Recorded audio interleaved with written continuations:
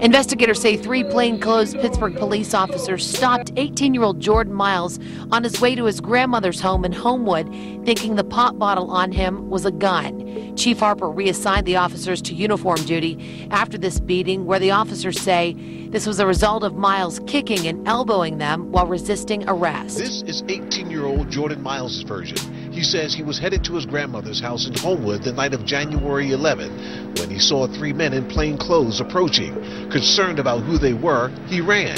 That's when he says they caught him and beat him. The injuries suffered by former Kappa High School student Jordan Miles triggered a Justice Department investigation and the city's suspension of the plainclothes officers involved in his arrest.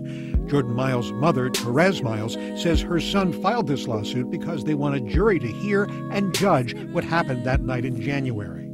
The truth, the evidence, Jordan's story, the beating that he sustained, the fact that there was no weapon, no drugs, he was not under the influence of any drugs.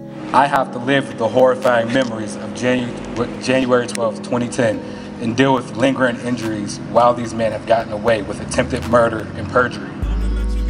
These cops abused their power of authority, violated my rights, my civil rights, and exercised extreme brutality and racism. They are a disgrace to the police department, and they give all police officers a bad reputation. Yes, they do. Jordan Miles is a normal high school senior who does not harm anybody. He is trying to get his education and move on to higher education at Penn State. I personally have nothing against police, and I do believe there are police who actually care about the people of this city. But when corrupted police are brought to the surface, I believe justice needs to be served. Student Jordan Miles is suing the city of Pittsburgh and the 3 police officers accused of beating him. It alleges excessive use of force, false arrest and imprisonment, and malicious prosecution. The lawsuit also sues the city of Pittsburgh for allegedly failing to properly train, supervise, and discipline the officers.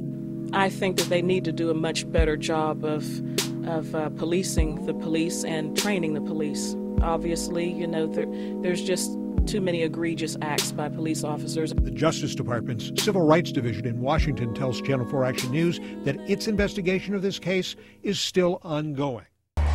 Put an end to police brutality. Know your rights. Know your enemy. We will fight until the end.